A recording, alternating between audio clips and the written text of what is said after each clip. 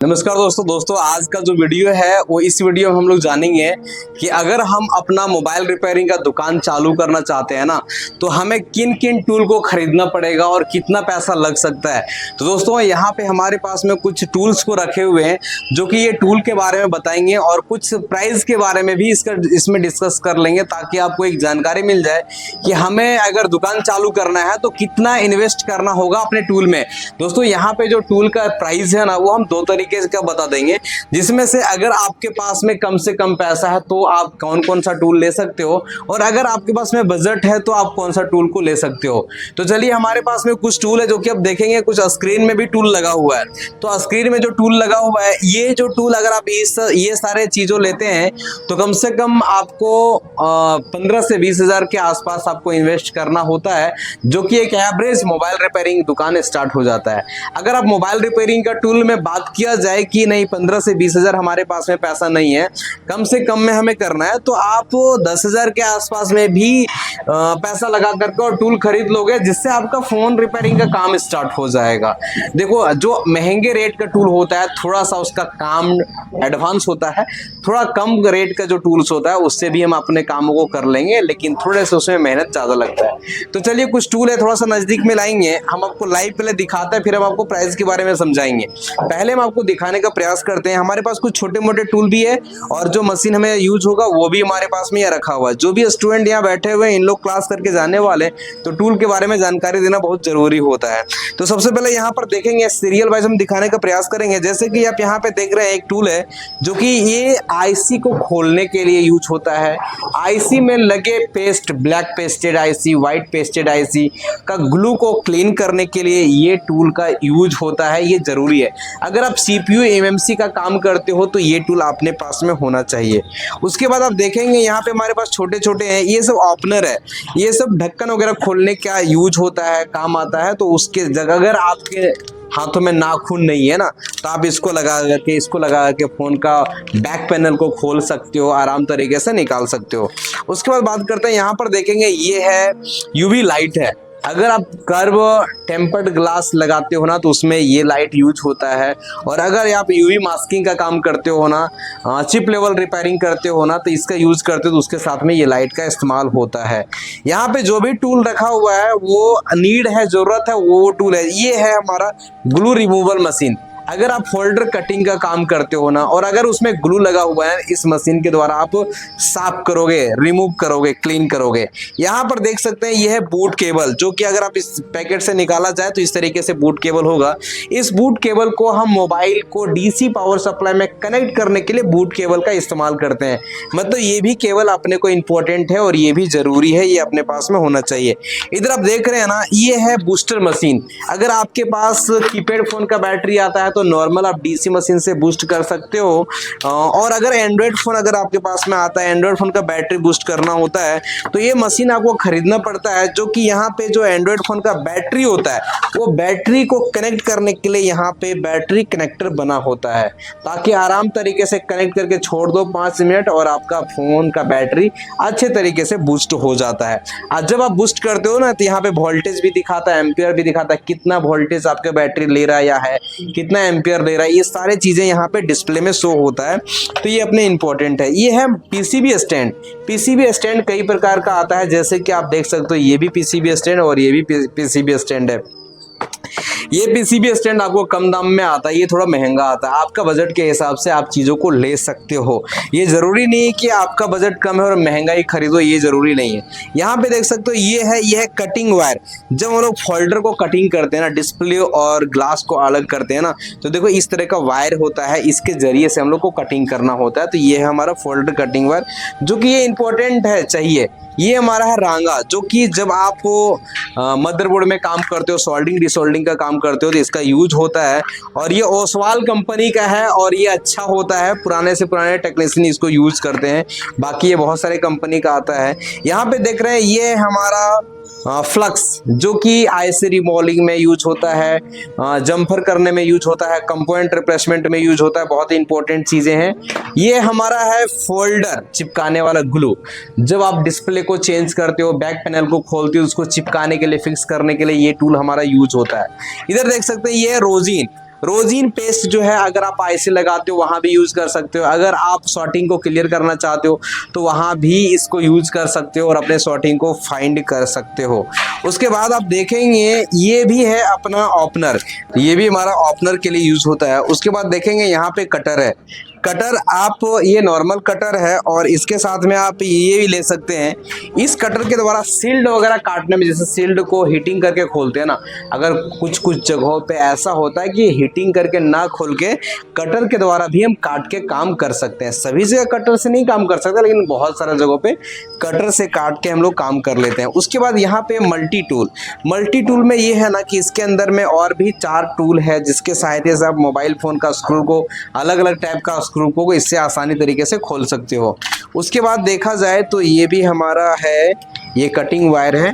और ये देखेंगे ये आयरन में यूज होता है लीड, है ना जी। जब हम आपको माइक्रो आयरन का यूज करेंगे, जैसे कि देखेंगे ये वाले आयरन को अगर इस्तेमाल करते हो तो यहाँ पे अलग अलग प्रकार का लीड लगता है। जैसे पतला, जहाँ जंपर करना हो वहाँ पे पतला लीड लगा सकते हो, जहाँ पे आईसी रिबॉलिंग पेस्ट साफ करते हो उसके हिसाब का आप लीड को इस्तेमाल कर सकते हो।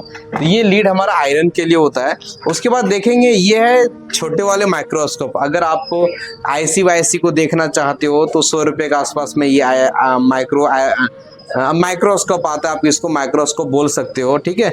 तो इससे छोटे छोटे आईसी वगैरह के बॉल कैसा बना नहीं बना हाथ में लेकर के देख सकते हो, मतलब टेम्पोररी काम चला सकते हो अगर आपके पास माइक्रोस्कोप नहीं है तो। ये भी हमारा टी4 टूल है जो कि मोबाइल फोन खोलने में यूज होता है। ये हमारा चिमटा, जो कि आप अगर अच्छे लेवल का रिपेयरिंग करते हो तो ये अलग अलग प्रकार का चिमटा अपने पास में होना चाहिए अलग अलग चीजों को पकड़ने के लिए। ये भी हमारा है फोल्डर चिपकाने के लिए, ये अलग कंपनी का आता है जो कि ये सनशाइन का है।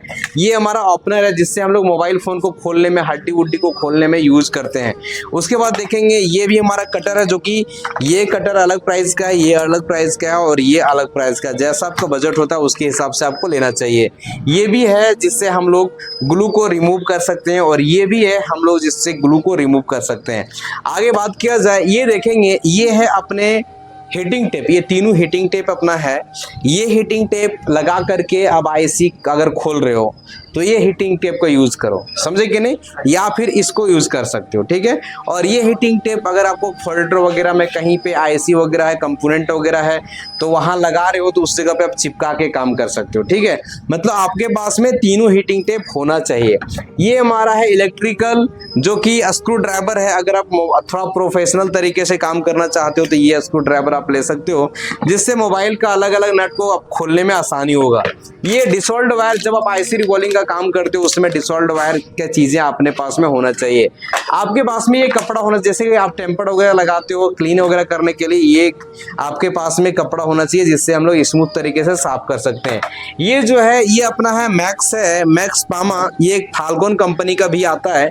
ये लिक्विड जो इसके अंदर है उस लिक्विड के सहायता से एमुलेंट डिस्प्ले वगैरह को खोलने में हम लोग यूज करते हैं, या डिस्प्ले को क्लीन करने में हम लोग यूज करते हैं। कब? जब टेम्पर लगाते हैं उस समय नहीं, जब हम लोग ग्लास को कटिंग करते हैं ना उस समय इससे जब क्लीन करते हैं तो जो भी छोटे मोटे कण रहता है उसको अच्छे से क्लीन कर पाता है, समझे क्या नहीं। तो ये भी अपने पास होना चाहिए।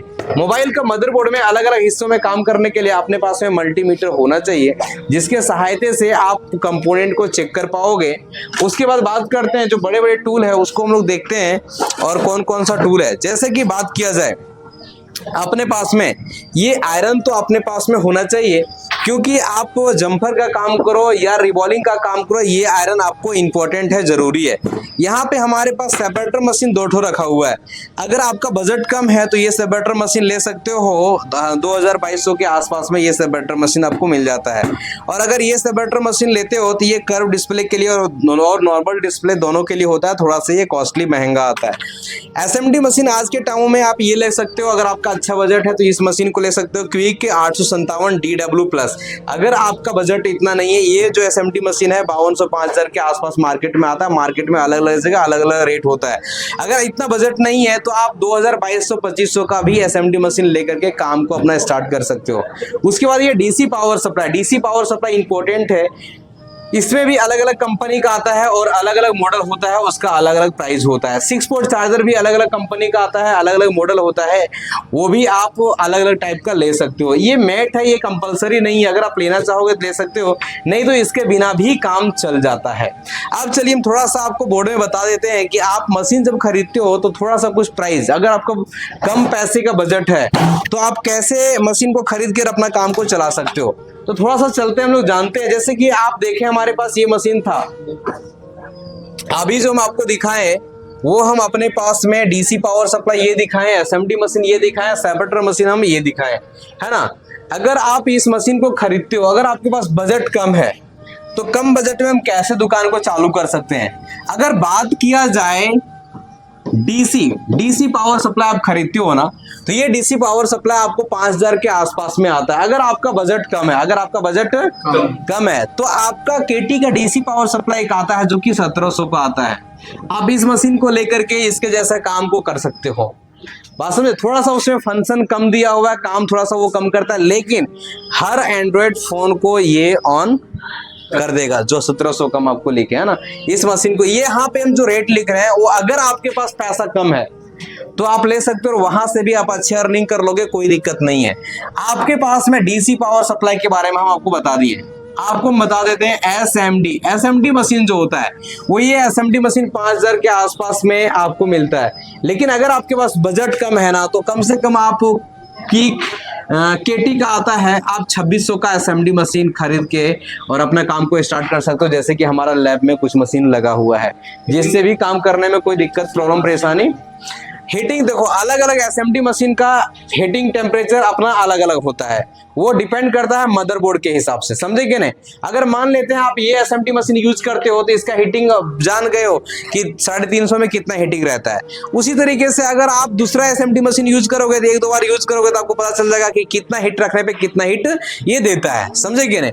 तो आप इस मशीन को यूज कर सकते हो, क्योंकि ये जो मशीन है ना मोबाइल दुकान वाले अभी लगभग 3-4 साल से लोग यूज कर रहा है, लेकिन इससे पहले तो यही वाला एसएमडी मशीन लोग यूज करते थे, समझे क्या नहीं। तो अगर बजट कम है तो क्या करोगे, कम का आपको लेकर के अपना काम को स्टार्ट करना चाहिए।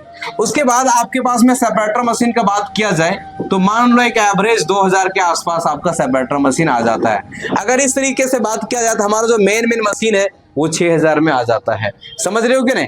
उसके बाद आप यहाँ पे जोड़ा जाए तो अगर आप बूट केबल्स को लेते हो ना तो 900 से 1000 रुपए के आसपास, चलो 1000 रुपए ही हम लिखते हैं, 1000 रुपए में आ जाता है। अगर आप 6 पोर्ट चार्जर लेते हो ना तो ये भी 900 से 1000 रुपए के आसपास में आ जाता है। बात समझे कि नहीं। ये चीजें आपका एक बूट केबल तो चाहिए ही चाहिए, 6 पोर्ट चार्जर चाहिए ही चाहिए।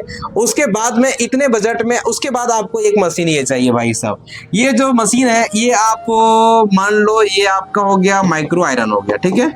माइक्रो आयरन अगर आप लेते हो ना तो मान लो 1700 के आसपास में आपको आ जाता है। तो कितना, एक 10,000 का बजट में मेन मशीन हो जाता है। अब अगर जो छोटे मोटे चीजें देखें ना, छोटे मोटे चीजें जो रिक्वायरमेंट का चीजें हैं वो आप 3000-4000 के आसपास अगर आप खरीदते हो तो आपका दुकान स्टार्ट हो जाता है, आप काम करना स्टार्ट कर देते हो। उसके बाद क्या होता है, जो और रिक्वायरमेंट टूलें चाहिए वो जैसे जैसे आपके पास पैसा आते जाता है वैसे वैसे धीरे धीरे करके आप खरीदते जाते हो। अगर आपके पास में अच्छा बजट है तो 15 से 20 हजार रुपये लगा के दुकान चालू कर सकते हो, और अगर आपके पास कम बजट है तो आप 10 से 12 हजार के आसपास में भी अपना टूल का सामान खरीद कर अपना दुकान स्टार्ट कर सकते हो, जहां से आपको इनकम का स्रोत एक बन जाएगा, कमाने का एक रास्ता वहां से खुल जाएगा। फिर जैसे देखो बहुत सारे ऐसे दुकान है, वो दुकान तो चालू किया लेकिन दुकान चालू किया टूल खरीदते खरीदते उसको 6 महीना लग गया, क्यों, उसके पास पैसा नहीं था, तो वो एक ही बार टूल नहीं खरीद सकता है, समझे क्या नहीं। अगर इसी चीजों के बारे में अगर आपको एक प्रोफेशनल दुकान वाले के पास चले जाओगे जिसके पास लगभग हर टूल है तो वो आपको बताएंगे कि भाई साहब अगर आप 2-3 लाख का टूल नहीं खरीदोगे तो आज के टाइम में दुकान नहीं चला पाओगे। हम उसके बात में एग्री हैं, लेकिन हम ये जानते हैं कि अगर हम कम टूल खरीद के भी अपना काम चालू कर सकते हैं। ये जरूरी नहीं है कि हमको काम चालू करने के लिए तुरंत सब खरीदना ही पड़ेगा तभी काम चालू होगा, समझे क्या नहीं। जैसे कि एग्जांपल के तौर पे बात किया जाए, अगर आप कोई दुकान चालू करता है, मान लो राशन दुकान ही चालू करता है, जिस दिन चालू करता है उस दिन पूरा दुकान भरा हुआ होता है क्या? लेकिन चालू करता है कि नहीं करता है? अगर वो सोचता है कि पूरा भर ही लेंगे तब हम पूजा करेंगे, ओपनिंग करेंगे, तो ऐसा नहीं होता है, ऐसा करना भी गलत है। समझ रहे हो क्या नहीं? तो इसीलिए आपके पास जो भी बजट है उसी बजट में आपको दुकान चालू करना है, लेकिन लेट नहीं करना, तुरंत चालू करना है, ठीक है। तो ये हो गया, इस वीडियो में हम आपको बताएं कि जो नीड है हमारे पास में, जरूरत है टूल, उसके बारे में बता दिए। बाकी मोबाइल रिपेयरिंग के फील्ड में आपको ये भी बताना चाहेंगे, किसी भी दिन टूल का अंत आप नहीं कर पाओगे। जिसके पास में 5 लाख का टूल होगा ना, वो भी मोबाइल रिपेयरिंग का टूल का अंत नहीं कर पाया। बहुत रोज टूल निकलता रहता है, आप पागल हो जाओगे टूल के बारे में सोचते सोचते, समझे कि नहीं? इतने सारे टूल लेकर के अपना काम चालू कर दो, पैसा कमाओगे तो उसमें आप एक एक करके लेते रहोगे, उसमें आपको कोई लेने के लिए मना भी नहीं करेगा, क्योंकि आप खुद पैसा कमा रहे हो और उसको खर्च कर रहे हो। अभी आप जो शुरू करोगे, अभी आप पेरेंट्स से पैसा लोगे, घर से पैसा लोगे, कहीं से जुगाड़ करोगे, तो अभी आपको बड़ा सोच समझ करके चलना पड़ेगा, समझ रहे कि नहीं? इसलिए सभी लोगों को क्या बोलते हैं, अगर आप लैपटॉप ले रहे हो ना सॉफ्टवेयर के लिए, तो सेकंड हैंड लो। लेने का रीजन क्या है? Second hand. अगर आप अभी नया लोगे ना, तो कम से कम आपको 40,000 का लैपटॉप पसंद आएगा, इससे कम का पसंद। और अगर आप सेकंड हैंड लैपटॉप लेते हो ना, तो 15,000 में हमारा लैपटॉप कंप्लीट हो जाता है। तो बताओ 15,000 में लैपटॉप कंप्लीट हो गया, 25,000 बचा ना। अब 25,000 का हम टूल ले लेंगे, देखो लैपटॉप भी हो गया, मोबाइल रिपेयरिंग का टूल भी हो गया, सारे चीजें हो गया, समझ रहे हो क्या नहीं?